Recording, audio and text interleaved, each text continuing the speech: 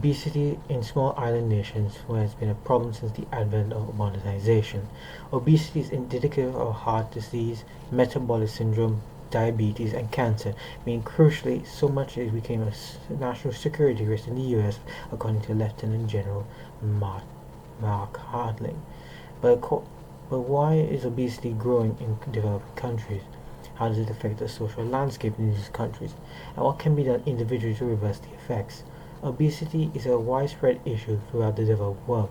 890 million people on the face of the planet were clinically deemed obese.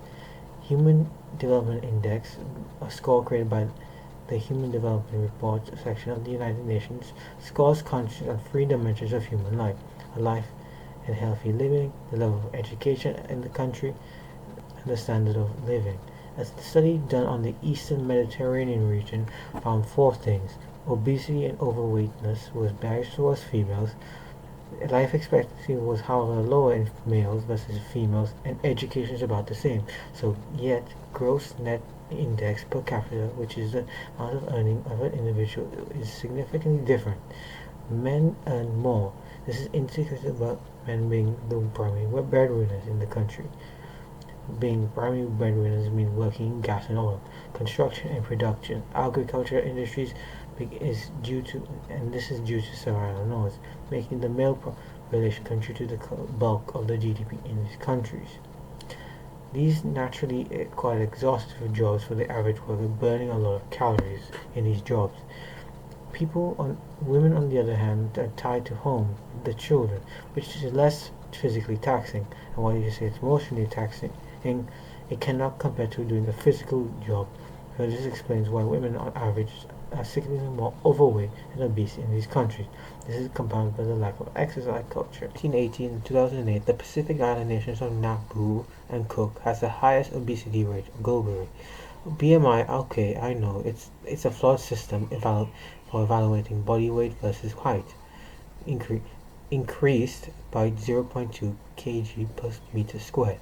To put that into perspective, a world increase in BMI is about 0.4 to 0.5 kilograms per meter squared. This is mostly down to the urbanization economy that is called colonial society that emerged, leading to the alteration in lifestyle for these Pacific Islanders. Given individual island groups were scattered, they were still interconnected, so that means that new cultures were still transferred. And a couple of pieces to note: these islands, like others, are dependent on importing produce. This means stuff like celiac, a product for infants, found. This is a worrying sign for many who reside on the islands, given the context of what there is. All the mismatch in the residents of the island nation require in the amount they consume. This gives the government of these countries a little authorial power to mandate corporations, like giant corporations like Nestle, into adhering to the nutritional guidance set down by the government themselves, the formula of their products, not the needs of the people in those developing countries. Sugar and hyper-processed products are known to increase BMI. This is compared to countries that are not developed.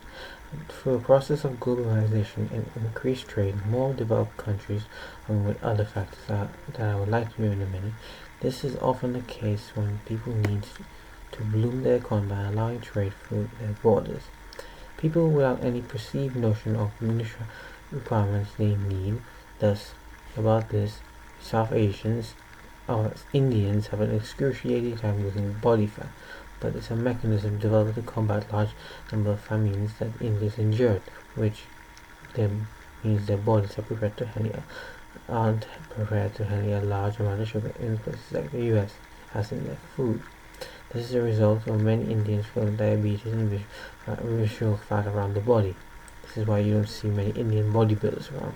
Going back to the Pacific Islanders, their metabolism is designed to be as efficient as possible to prevent starvation.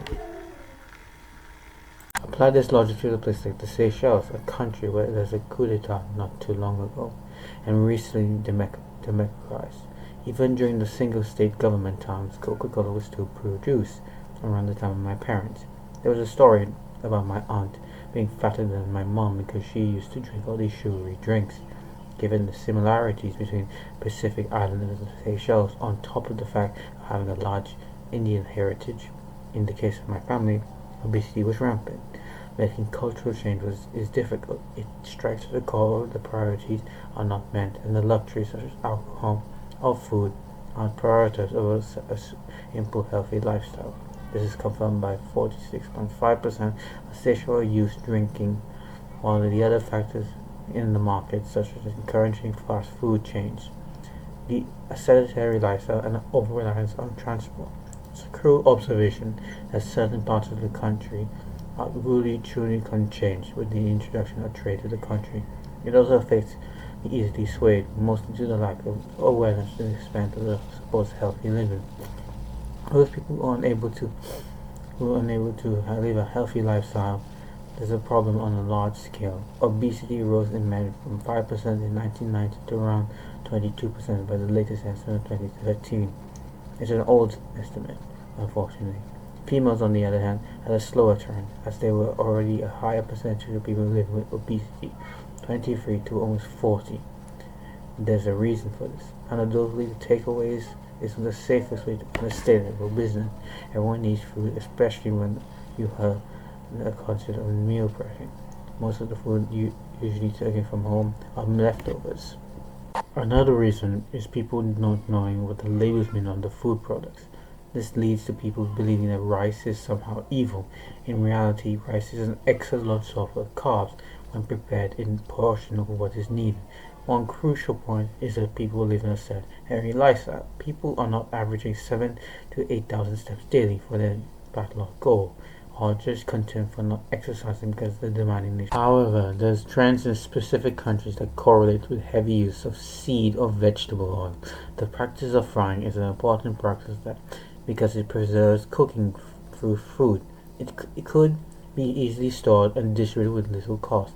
And a little salt has a psychological effect on the brain. On how important sodium is essential as a micronutrient in many processes of the body, such as regulating osmosis throughout the body.